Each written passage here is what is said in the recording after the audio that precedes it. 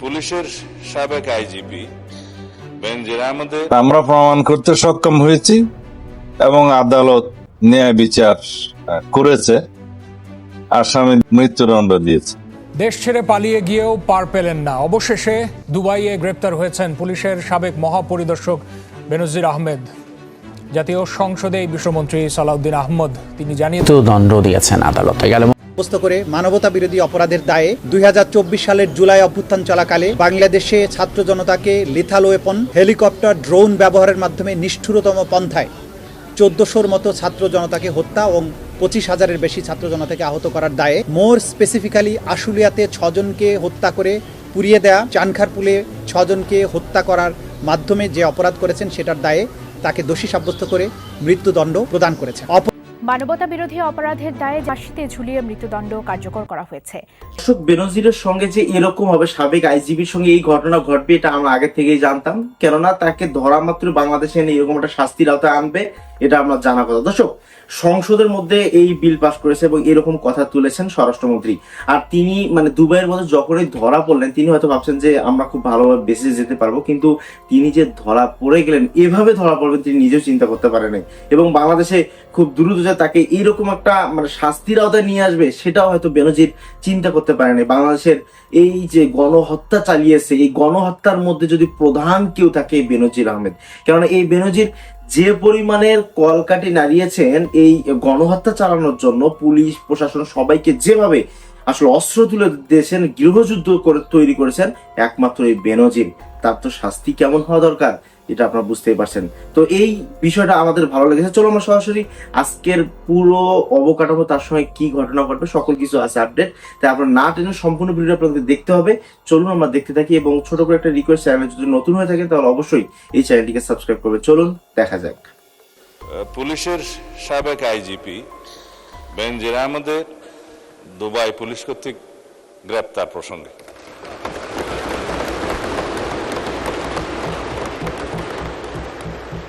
এ বিষয়ে আমি মহান জাতীয় সংসদকে অবহিত করছি যে বর্তমান সরকার দায়িত্ব গ্রহণের পর দুর্নীতি মামলায় অভিযুক্ত পুলিশের সাবেক আইজিপি বেনজির আহমেদকে গ্রেফতারের জন্য ইন্টারপোলের সাথে নিবিড়ভাবে কাজ করার জন্য নিয়োজিত পুলিশ হেডকোয়ার্টার্সের national central bureau NCB Dhaka কর্তৃক ইন্টারপোলে আবেদন করা হয়।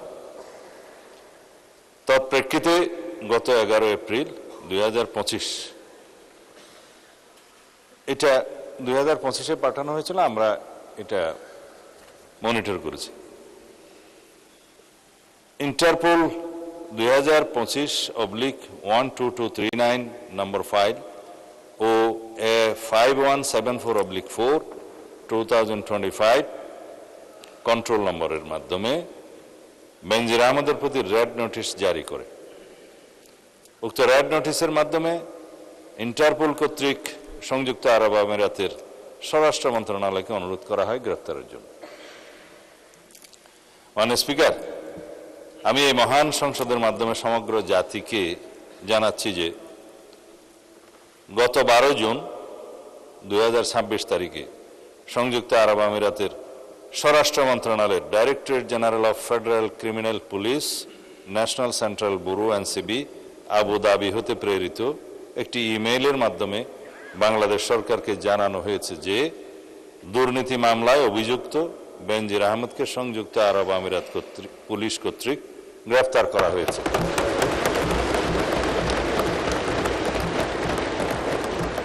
এবং তিনি বর্তমানে সেখানে আটক আছেন।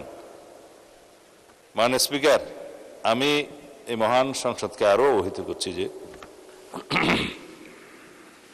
এনসিবি আবুধাবি জানিয়েছে যে ইউএই ফেডারেল ল নম্বর 39/2006 অনুযায়ী গ্রেফতারের তারিখ হতে 30 দিনের মধ্যে কূটনৈতিক চ্যানেলের মাধ্যমে আনুষ্ঠানিক এক্সট্রাডিশন রিকোয়েস্ট প্রেরণ করতে হবে। উল্লেখ্য, বেনজির আহমেদের বিরুদ্ধে দণ্ডবিধির 420, 467, 468, 471 and 109 সেকশন এবং 1947-এর দুর্নীতি প্রতিরোধ আইনের সেকশন 5/2 26(2) এবং 27(1) এবং বাংলাদেশ পাসপোর্ট অর্ডার 1973 এর 11 ধারার মানে সেকশন 11 মামলা বিচারাধীন রয়েছে। উক্ত বিষয়ে এনসিবি ঢাকা ইন্টারপোল চ্যানেলের মাধ্যমে রেড নোটিশ প্রকাশ, আন্তর্জাতিক সমন্বয়, বিদেশি কর্তৃপক্ষের সাথে যোগাযোগ এবং গ্রেফতার পরবর্তী ফলো আপ কার্যক্রম সম্পন্ন করেছে। দুদক কর্তৃক প্রত্যর্পণের জন্য প্রয়োজনীয় মামলা, গ্রেফতারি পরোয়ানা ও তদন্ত সংক্রান্ত দলিলাদি প্রস্তুত, স্বরাষ্ট্র মন্ত্রণালয় কর্তৃক এক্সট্রাডিশন প্রপোজাল প্রস্তুত ও অনুমোদন এবং পররাষ্ট্র মন্ত্রণালয়ের মাধ্যমে ইউএই কর্তৃপক্ষের নিকট কূটনৈতিক চ্যানেলে আনুষ্ঠানিক এক্সট্রাডিশন রিকোয়েস্ট প্রেরণ করে এনসিবি আবুধাবির সাথে সমন্বয়পূর্বক অতি দ্রুতই তাকে বাংলাদেশে নিয়ে আসা হবে। এটি বাংলাদেশ পুলিশের একটি ঐতিহাসিক সাফল্য। এর মাধ্যমে আমরা বিচারহীনতার সংস্কৃতি থেকে বের হয়ে আসতে সক্ষম হব ইনশাআল্লাহ। পাশাপাশি এর মাধ্যমে আমরা জাতিকে আশ্বস্ত করতে চাই যে অপরাধী যত শক্তিশালী হোক না কেন, আইনের ঊর্ধ্বে কেউ নয়। সাবেক আইজি বেনজির আহমেদ অবশেষে গ্রেপ্তার হলেন 12 জুন দুবাইয়ে, যেটি আমাদেরকে নিশ্চিত করেছে 14 জুন স্বরাষ্ট্র মন্ত্রণালয় থেকে, এবং স্বরাষ্ট্রমন্ত্রী সংসদে তিনি নিজে জানিয়েছেন যে বেনজির আহমেদকে গ্রেপ্তার করেছে দুবাই পুলিশ এবং দুদকের দেয়া অভিযোগের ভিত্তিতেই তার বিরুদ্ধে গ্রেপ্তারি পরোয়ানা জারি করা হয় এবং গ্রেপ্তারি পরোয়ানা জারিটি নানান প্রক্রিয়া ঘুরে ইন্টারপোল হয়ে শেষ পর্যন্ত দুবাই গিয়ে পৌঁছায়। এবং দুবাই সরকার এবং দুবাই পুলিশ যখন জানতে পারে যে বেনজির আহমেদ সাবেক আইজি বাংলাদেশের, তিনি দুবাই অবস্থান করছেন, তারপরে অভ্যন্তরীণ আলাপ আলোচনা শেষে অবশেষে তাকে গ্রেপ্তার করা হয় বেনজির আহমেদকে। বেনজির আহমেদ কিন্তু পালিয়েছিল এ দেশ ছেড়ে 2024 সালের 4 মে। একাত্তর টেলিভিশন 2024-এর 11 আগস্ট তার যে বিদেশে পালিয়ে যাওয়ার, সেই পালিয়ে যাওয়ার সিসিটিভি ফুটেজ তিনি বিমানবন্দর যে অতিক্রম করেন এবং বাংলাদেশের হযরত শাহজালাল আন্তর্জাতিক বিমানবন্দরে তিনি কখন পৌঁছান, তাকে কে রিসিভ করেন, তার আগে এবং পিছে কোন কোন পুলিশ কর্মকর্তা ছিল, সে সমস্ত ফুটেজগুলো একেবারে ফাইনাল চেক, সিকিউরিটি চেক পর্যন্ত একাত্তর টেলিভিশন 2024-এর 11 আগস্ট সেগুলো প্রচার করে।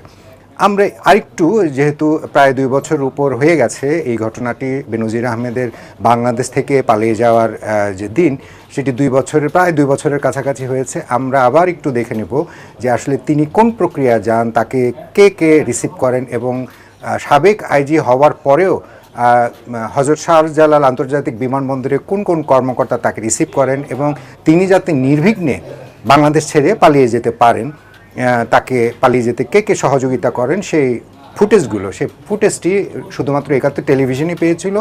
আমরা চলুন একটু দেখে নেই আবার অল্প করে সেই ফুটেজটি, বেনজির আহমেদের বাংলাদেশ ছেড়ে 2024-এর 4 মে বাংলাদেশ থেকে সিঙ্গাপুরে যাওয়ার, সেই পালিয়ে যাওয়ার ফুটেজ।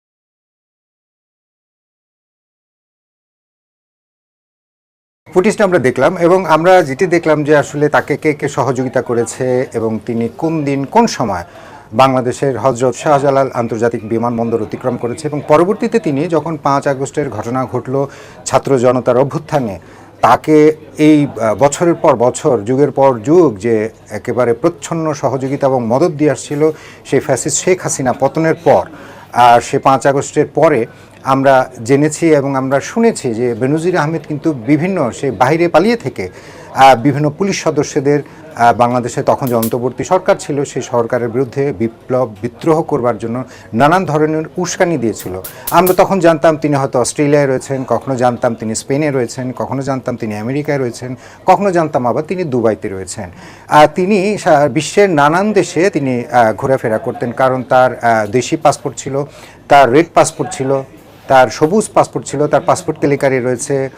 শুধু পাসপোর্ট কেলেঙ্কারি নয়, তিনি ডক্টরেট ডিগ্রি নিয়েছিলেন 2019 সালে, সেটিও তার যোগ্যতা না থাকার পরেও তখনকার যে শিবলি রুবায়েত, পরবর্তীতে এসএসসি তিনি চেয়ারম্যান হয়েছিলেন, সেই শিবলি রুবায়েতের সহযোগিতায় তিনি ডক্টরেট ডিগ্রি উপাধি পান। তিনি এই বেনজির আহমেদ সংখ্যালঘুদের জমি দখল করেন গোপালগঞ্জে, সেখানে একটি রিসোর্ট করেন এবং তার পরিবারের বিরুদ্ধে প্রায় 11 কোটি টাকার উপরে অবৈধ সম্পদ অর্জন এবং 11 কোটি টাকার উপরে তাদের অ্যাকাউন্টের লেনদেনের তথ্য পায়, যেটি আসলে যে ইনকাম ট্যাক্সের আয়কর হিসেবের মধ্যে দাখিল ছিল না। নানান অপকর্মের সঙ্গে যুক্ত বেনজির আহমেদ, আমরা যেটি জানি শুরুতেই বলেছি যে অবশেষে গ্রেপ্তার হলেন। এখন পরবর্তীতে তার আসার প্রক্রিয়া, তাকে কিভাবে আনবে সেটি একটা লম্বা প্রসেস। তবে বাংলাদেশ বিশ্বের বিভিন্ন দেশ থেকে, বিশেষ করে মধ্যপ্রাচ্য থেকে যে বাংলাদেশে আসামি ফেরত আনা যায় তার বেশ কয়েকটি উদাহরণ রয়েছে। তো সাধারণ মানুষরা সবাই প্রত্যাশা করছে হয়তো বেনজির আহমেদকে খুব দ্রুতই বাংলাদেশ সরকার বাংলাদেশে এনে একেবারে সঠিক বিচারের মাধ্যমে তার বিরুদ্ধে যে অভিযোগগুলো রয়েছে সেগুলো আইনানুগভাবে আইন প্রয়োগ করে আদালতের মাধ্যমে তার বিরুদ্ধে শাস্তির ব্যবস্থা করবে। দর্শক, ভিডিওটি দেখার পর আপনাদের মন্তব্য কি সেটা আমাদের কর্মসূচি জানিয়ে দেন। এবং বাংলাদেশের মধ্যে যে হত্যাযোগ্য কাণ্ডগুলো তৈরি করেছিলেন সেই জুলাইয়ের সময়, এটা আমরা কেউই ভুলিনি। অনেকের আসলে পরিবার থেকে সন্তান হারিয়েছেন এবং অনেক ঘটনা লিপ্ত রয়েছে এখানে। তাদের যে এই অপকর্ম, তার শাস্তি তো হওয়া দরকার। আর তার শাস্তি এত তাড়াতাড়ি হয়ে যাবে এটা হয়তো বা অনেকেই চিন্তা করতে পারে না যে তার শাস্তিটা এত তাড়াতাড়ি বাংলাদেশ সরকার করতে পারবে। দর্শক, তাকে আসলে ইন্টারপোলের সাহায্যে যখন গ্রেফতার করা হয়েছে, আমরা অতি দ্রুত জানাই যে তার শাস্তি কার্যকর করা হোক এবং তাকে দেখার পর দৃষ্টান্তমূলক বর্তমান যারা সরকার রয়েছেন তারা যেন আগামীতে ভাবেন যে এরকম স্বৈরাচার হওয়া যাবে না, হলে খবর খুব খারাপই আছে। দর্শক, তাদেরকে শাস্তি দিয়েই আসলে বোঝানো দরকার। এই ব্যাপারগুলো নিয়ে আপনাদের মন্তব্য কি সেটা আমাদের কমেন্ট বক্সে জানিয়ে দিন। তবে এই ইস্যুকে কেন্দ্র করে আসলে বেনজিরকে তারা যে গ্রেফতার করেছে এটা কি আসলে ঠিক হয়েছে নাকি বেঠিক হয়েছে, সেটা আপনাদের মন্তব্য, আপনাদের যে যুক্তি রয়েছে সেই যুক্তিগুলো আমাদের কমেন্ট বক্সে তুলে ধরুন। আজকে ভিডিও পর্যন্তই। ভালো থাকবেন, সুস্থ থাকবেন, দেখা হবে পরবর্তী কোনো ভিডিওতে। আল্লাহ হাফেজ।